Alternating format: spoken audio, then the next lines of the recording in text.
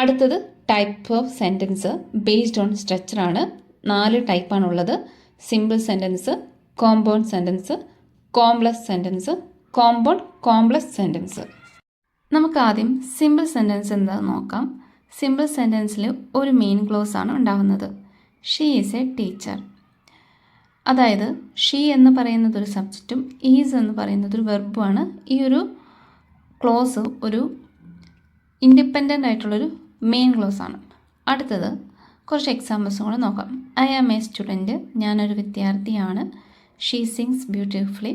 അവൾ മനോഹരമായി പാടുന്നു. He plays cricket. അവർ ക്രിക്കറ്റ് കളിക്കുകയാണ്. They live in a Kerala. അവർ കേരളത്തിലാണ് ജീവിക്കുന്നത്. The baby is sleeping. കുട്ടി ഉറങ്ങുകയാണ്. ഇതെല്ലാം സിമ്പിൾ സെൻറ്റൻസിൻ്റെ എക്സാമ്പിളാണ്. നമ്മൾ ഈ ഒരു സെൻറ്റൻസ് ഒക്കെ വായിക്കുമ്പോൾ വിചാരിക്കും സിമ്പിൾ സെൻറ്റൻസ് എന്ന് പറയുന്നൊരു ഷോർട്ട് സെൻറ്റൻസ് ആണ്. അങ്ങനെയല്ല. അതായത് ഇപ്പോൾ ഒരു ലോങ് സെൻറ്റൻസ് ആണെങ്കിലും അതൊരു സിമ്പിൾ സെൻറ്റൻസ് ആയിരിക്കും. ഒരു എക്സാമ്പിൾ നമുക്ക് നോക്കാം. The tall boy with a blue bag is standing near the school gate. ഇതൊരു സിമ്പിൾ സെൻറ്റൻസ് ആണ്. അതായത് ഇതിലെ സബ്ജക്റ്റാണ് the tall boy with a blue bag എന്നത്. അതുപോലെ വെർബാണ് ഈ സ്റ്റാൻഡിങ്. ഇതിലാകെ ഒരു ക്ലോസ് മാത്രമേ നമുക്ക് കാണാൻ സാധിക്കുകയുള്ളൂ. ഇനി അടുത്തത് കോമ്പൗണ്ട് സെൻറ്റൻസ് ആണ്. കോമ്പൗണ്ട് സെൻറ്റൻസ് എന്ന് പറയുമ്പോൾ 2 അതിലധികമോ മെയിൻ ക്ലോസുകൾ ഉണ്ടാവും. ഇതിൽ സബോർഡിനേറ്റ് ക്ലോസുകളില്ല. അതുപോലെ മെയിൻ ക്ലോസുകൾ എപ്പോഴും കണക്ട് ചെയ്യപ്പെടുന്നത് കൂടുതലായിട്ടും കോർഡിനേറ്റിംഗ് കൺജങ്ഷൻസ് വെച്ചായിരിക്കും. എന്താണ് ഈ കോർഡിനേറ്റിംഗ് കൺജങ്ഷൻസ്? നമുക്കറിയാലോ, ഈ ആൻഡ്, ഫോർ, നൂറ്, ബട്ട്, ഓറ്, യെറ്റ്, സോ. അതായത് ഇവ നമുക്ക് ഈസി ആയിട്ട് എങ്ങനെ ഓർക്കാം? അതിനൊരു ട്രിക്ക് ഉണ്ട്.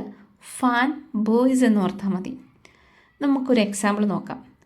I studied hard and I pass the exam. ഞാൻ വളരെ കഷ്ടപ്പെട്ട് പഠിച്ചു, ഞാൻ എക്സാം പാസ്സായി. ഇതിൽ ഐ സ്റ്റഡീഡ് ഹാർഡ് എന്ന് പറയുന്നതൊരു മെയിൻ ക്ലോസ് ആണ്. അതിന് ഇൻഡിപെൻഡൻ്റ് ആയിട്ട് നിൽക്കാൻ പറ്റുന്നൊരു സെൻറ്റൻസ് ആണ്. അതിനും പൂർണ്ണമായ ഒരു അർത്ഥമുണ്ട്.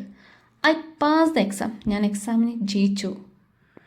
അതും ഒരു ഇൻഡിപെൻഡൻ്റ് ആയിട്ടുള്ള ഒരു ക്ലോസ് ആണ്. ഈ 2 ക്ലോസുകളെയും കണക്ട് ചെയ്യുന്നൊരു കോർഡിനേറ്റിംഗ് കൺജങ്ഷൻ ആയിട്ടാണ് ആൻഡ് വരുന്നത്. കുറച്ച് എക്സാമ്പിളും കൂടെ നോക്കാം. I went to school and I met my friends. അതിൽ ഐ വെൻറ്റ് ടു സ്കൂൾ എന്നതൊരു ഇൻഡിപെൻഡൻറ്റ് ക്ലോസ് ആണ്. അതുപോലെ ഐ മെറ്റ് മൈ ഫ്രണ്ട്സ് എന്ന് പറയുന്നതും ഒരു ഇൻഡിപെൻഡൻറ്റ് ക്ലോസ് ആണ്. ഇത് കോംപ്ലക്സ് സെൻറ്റൻസ് നോക്കാം. എന്താണ് കോംപ്ലക്സ് സെൻറ്റൻസ്? അതിൽ ഒരു മെയിൻ ക്ലോസ് ആണ് ഉള്ളത്. 1 അതിലധികമോ സബോർഡിനേറ്റ് ക്ലോസുകൾ ഉണ്ടാവും. I stayed home because it was raining. ഇതിൽ ഐ സ്റ്റേഡ് ഹോം എന്നതൊരു മെയിൻ ക്ലോസും ബിക്കോസ് ഇറ്റ് വാസ് റെയിനിങ് എന്നതൊരു സബോർഡിനേറ്റ് ക്ലോസും ആണ്. She stayed home because it was raining. When I reach home my mother was cooking. When I reach home എന്നത് ഇതിലൊരു എന്താണ് subordinate ക്ലോസും മൈ മദർ വാസ് കുക്കിംഗ് എന്നതൊരു ഇൻഡിപെൻഡൻറ്റ് ക്ലോസുമാണ്. ഷീ സ്മൈൽഡ് എന്നതൊരു ഇൻഡിപെൻഡൻറ്റ് ക്ലോസും വെൻ ഷീ സോ മീ എന്നതൊരു dependent ക്ലോസും ആണ്. ഓൾദോ ഹി വാസ് ടയേർഡ് എന്നതൊരു ഇൻഡിപെൻഡൻ്റ് അല്ല, അതൊരു ഡിപ്പെൻഡൻറ്റ് ക്ലോസും ഹി കണ്ടിന്യൂ വർക്കിംഗ് എന്ന് പറയുന്നതൊരു ഇൻഡിപെൻഡൻറ്റ് ക്ലോസുമാണ്. I know that he is honest. ഇതിൽ ഐ നോ എന്നതൊരു ഇൻഡിപെൻഡൻറ്റ് ക്ലോസും ദാറ്റ് ഹീ ഈസ് ഹോണസ്റ്റ് എന്നത് ഡിപ്പെൻഡൻ്റ് ആയിട്ടുള്ളൊരു ക്ലോസുമാണ്. അതുപോലെ നമുക്ക് മെയിനായിട്ട് എക്സാമിന് ചോദിക്കാം കോംപ്ലക്സ് സെൻറ്റൻസിന് ഐഡൻറ്റിഫൈ ചെയ്യുക എന്നൊക്കെയാണ്. എങ്ങനെയാണ് ഐഡൻറ്റിഫൈ ചെയ്യുക? കുറച്ചൊരു എളുപ്പത്തെ എങ്ങനെ മനസ്സിലാക്കാം? അതായത് ഇത് കോമൺലി യൂസ് ചെയ്യുന്ന കുറച്ച് സബോർഡിനേറ്റിംഗ് കൺജങ്ഷൻസ് ഉണ്ട്. അത് ഏതൊക്കെ നോക്കാം.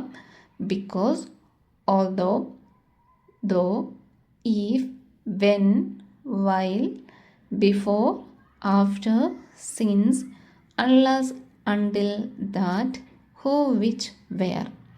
ഇവയാണ് മെയിൻ. ഇപ്പോൾ നമുക്കൊരു എക്സാമ്പിൾ നോക്കാം. I stayed home because it was raining. നമ്മൾ ഐ സ്റ്റേ ഹോം എന്ന് പറഞ്ഞ ശേഷം അതിലൊരു കൺജങ്ഷൻ വെച്ച് കണക്ട് ചെയ്യുന്നുണ്ട്. Because it was raining. ഇതിൽ ബിക്കോസ് ആണ് ഉപയോഗിച്ചിരിക്കുന്നത്. അടുത്തതാണ് കോമ്പൗണ്ട് കോംപ്ലക്സ് സെൻറ്റൻസ്. എന്താണ് കോമ്പൗണ്ട് കോംപ്ലക്സ് സെൻറ്റൻസ്? 2 അതിലധികമോ മെയിൻ ക്ലോസ് ഉണ്ടാവും. അതുപോലെ തന്നെ 1 അതിലധികമോ ഏറ്റവും കുറഞ്ഞത് 1 ഒരു സബോർഡിനേറ്റ് ക്ലോസുകളെങ്കിലും ഉണ്ടായിരിക്കും. ഒരു എക്സാമ്പിൾ നോക്കുകയാണ്. I went home because I was tired and I went to bed. ഇതിൽ ആദ്യത്തെ ക്ലോസ് ആണ് ഐ വെൻറ്റ് ഹോം. ഇതൊരു മെയിൻ ക്ലോസ് ആണ്. ഇത് ഒരു പൂർണ്ണമായിട്ടുള്ളൊരു അർത്ഥം തരുന്നുണ്ട്. അടുത്ത ക്ലോസ് ഏതാണ്? Because I was tired. ഇതിൽ ബിക്കോസ് ഐ വാസ് ടയേർഡ് എന്ന് നമ്മൾ നേരത്തെ പഠിച്ചായിരുന്നു.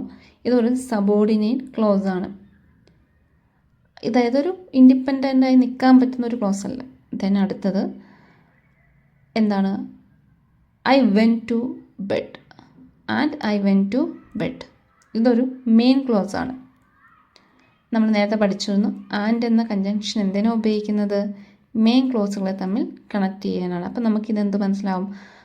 And I went to bed എന്നതൊരു മെയിൻ ക്ലോസ് ആണ്. അടുത്തത് ഈ കോമൺ ആയിട്ട് ഉള്ള ഒരു സബോർഡിനേറ്റ് കൺജങ്ഷൻസ് നമുക്ക് അറിയാമല്ലോ. ഏതൊക്കെയാണ്? Because, although, though, if, when, while, before, after, since, unless, until, that, who, which, where. കുറച്ച് എക്സാമ്പിളും കൂടെ നോക്കാം. I went home because I was tired and I went to bed. മെയിനായിട്ട് ഇതിൽ 2 or more മെയിൻ ക്ലോസ് ഉണ്ടാവും, ഒരു subordinate close എങ്കിലും ഉണ്ടാവും. ഈ 2 കാര്യങ്ങളാണ്. ഇതിൽ ഐ വെൻറ്റ് ഹോം എന്നതൊരു മെയിൻ ക്ലോസ് ആണ്. ബിക്കോസ് ഐ വാസ് ടയേർഡ് എന്നതൊരു സബോർഡിനേറ്റ് ക്ലോസ് ആണ്. When the rain stopped who went outside and played. ഇതിൽ വെൻ ദി റെയിൻ സ്റ്റോപ്ഡ് എന്നതൊരു സബോർഡിനേറ്റ് ക്ലോസ് ആണ്. വി വെൻറ്റ് ഔട്ട്സൈഡ് എന്നതൊരു മെയിൻ ക്ലോസും വി പ്ലേഡ് എന്നതൊരു മെയിൻ ക്ലോസും ആണ്. She studied hard because the exam was near and she passed. ഇതിൽ main clause ആണ് ഷീ സ്റ്റഡീഡ് ഹാർഡ് എന്നതും because the exam was near എന്ന് പറയുന്ന ഒരു സബോർഡിനേറ്റ് ക്ലോസും ആണ്. ഇതിലെ മെയിൻ ക്ലോസ് ആണ് ഷീ പാസ്ഡ് എന്നത്. I called him when I reach home but he did not answer. ആദ്യം ഐഡൻറ്റിഫൈ ചെയ്യണം ഇതിൽ എത്ര മെയിൻ ക്ലോസുകളുണ്ട്. ഐ കോൾ ഹിം ഇതൊരു മെയിൻ ക്ലോസ് ആണ്. അതുപോലെ ഹി, ബട്ട്, ആ ബട്ട് എന്നൊരു കൺജങ്ഷൻ വന്നിട്ടുണ്ട്. ഹി ഡിഡ് നോട്ട് ആൻസർ, ഈ ഡിഡ് നോട്ട് ആൻസർ എന്ന് പറയുന്നത് എന്താണ്? ഒരു മെയിൻ ക്ലോസ് ആണ്. അതുപോലെ വെൻ ഐ റീച്ച് ഹോം എന്നതൊരു സബോർഡിനേറ്റ് ക്ലോസ് ആണ്. അപ്പം ഇതിൽ 2 മെയിൻ ക്ലോസും ഒരു സബോർഡിനേറ്റ് ക്ലോസും ഉണ്ട്. അപ്പോൾ ഇതൊരു കോമ്പൗണ്ട് കോംപ്ലക്സ് സെൻറ്റൻസ് ആണ്. അടുത്തത് നോക്കാം. Although he was tired he finish his work and went to sleep. ഇതിൽ നമ്മൾ ഈ ഓൾദോ ഹി വാസ് ടയേർഡ് എന്നതൊരു സബോർഡിനേറ്റ് ക്ലോസ് ആണെന്ന് നമുക്ക് മനസ്സിലായി. ഇനി ബാക്കി നോക്കാം. He finished his work. ഇത് വായിക്കുമ്പോൾ തന്നെ നമുക്ക് മനസ്സിലാവും ഇതൊരു മെയിൻ ക്ലോസ് ആണ്. ഇതിനെ കണക്ട് ചെയ്തിട്ടൊരു ആൻഡ് വന്നിട്ടുണ്ട്. Then went to sleep. ഈ വെൻ ടു സ്ലീപ്പ് എന്താണ്? ഇതും ഒരു മെയിൻ ക്ലോസ് ആണ്. കുറച്ച് ഇഡിയംസ് നോക്കാം. A ball from the blue. എന്താണ് ball from the blue? A sudden and unexpected event. നമുക്കിങ്ങനെ ഓർക്കാം. ഈ മേഘത്തിൻ്റെ കളർ നീലയാണ്, അതിന് പെട്ടെന്നൊരു മിന്നൽ വരുന്നു. അതൊരു വളരെ അൺഎക്സ്പെക്റ്റഡായി നടക്കുന്ന ഒരു ഇവൻ്റാണ്. A stones throw. നമ്മൾ പറയില്ല ഒരു കല്ലേറ് ദൂരത്തിൽ. അതിൻ്റെ അർത്ഥം തന്നെ എന്താ? Short distance. A bird in the hand is worth 2 in the bush. It is better to be content with that what you have that to risk losing everything by seeking to get more. നമ്മുടെ കയ്യിൽ വളരെ നല്ല കാര്യങ്ങളുണ്ട്, പക്ഷെ നമ്മളത് വിറ്റിട്ട് കൂടുതലും നമ്മൾ വേണമെന്ന് ആഗ്രഹിക്കുന്നു. അപ്പോൾ നമ്മുടെ കയ്യിലുള്ളതും കൂടെ പോകുന്നു. അതാണ് ഉദ്ദേശിക്കുന്നത്. അടുത്തത് എ ബ്ലെസ്സിങ് ഇൻ ദി, അതായത് എ ബ്ലെസ്സിങ് ഇൻ ഡിസ്ക്യൂസ്. എന്താണ്? an apparent misfortune that eventually has good result. നമ്മളത് ആദ്യം വിചാരിക്കും വളരെ മോശമാണ്, പക്ഷെ അത് ഇവൻച്വലി അത് കൂടുതൽ നല്ല, അതായത് നമുക്ക് വളരെ നല്ലതിനായിട്ടത് ഭവിക്കുന്നു. അതിനാണ് എ ബ്ലെസ്സിങ് ഇൻ ഡിസ്ഗ്യൂസ് എന്ന് പറയുന്നത്. A chip on your shoulder, അതായത് being upset for something the happened in the past. നമ്മുടെ ഷോൾഡറിൽ ഒരു ഭാരം എപ്പോഴും ഉണ്ടാവുക, അതായത് പഴയ കാര്യത്തെ പറ്റി എപ്പോഴും ചിന്തിച്ചുകൊണ്ട് ആ ഒരു ഇതിൽ നിൽക്കുന്നതാണ്. ഇപ്പോൾ ചിപ്പുകളൊക്കെ എപ്പോഴും എന്താ സ്റ്റോർ ചെയ്യുകയാണ് ചെയ്യുന്നത്. അപ്പോൾ അത് ഓർത്താൽ മതി, പഴയ കാര്യങ്ങൾ സ്റ്റോർ ചെയ്യുന്നു. A dime a dozen, anything that is common and easily to get. നമ്മളിങ്ങനെ നോക്കാം, നമുക്ക് ചില കാര്യങ്ങൾ വളരെ പെട്ടെന്ന് കിട്ടും. അതിനെയാണ് a time a dozen. A doubting Thomas. എന്താണ് ഡൗട്ടിങ് തോമസ്? എല്ലാത്തിനും എന്താണ് എവിഡൻസ് വേണം. ഒരു പ്രൂഫില്ലാതെ അയാൾ ഒന്നും വിശ്വസിക്കത്തില്ല. അങ്ങനെയുള്ള ആൾക്കാരെയാണ് എ ഡൗട്ടിങ് തോമസ് എന്ന് പറയുന്നത്. A house divided against itself cannot stand. അതായത് every one evolve must be unify and function together, otherwise failure is certain. അതായത് ഒരു കുടുംബമാകുമ്പോൾ എങ്ങനെയാണ് എല്ലാവരും ഒരുമിച്ചല്ല നിൽക്കുന്നത്. അങ്ങനെയല്ലെങ്കിൽ എന്ത് സംഭവിക്കും? ഫെയിലിയർ, തോൽവി ഉണ്ടാവും. അതാണ് ഇവിടെ ഉദ്ദേശിക്കുന്നത്. അതായത് ഇങ്ങനെ ഓർത്താൽ മതി, കുടുംബമാകുമ്പോൾ ഒരു ഒത്തൊരുമ ഉണ്ടാവണം.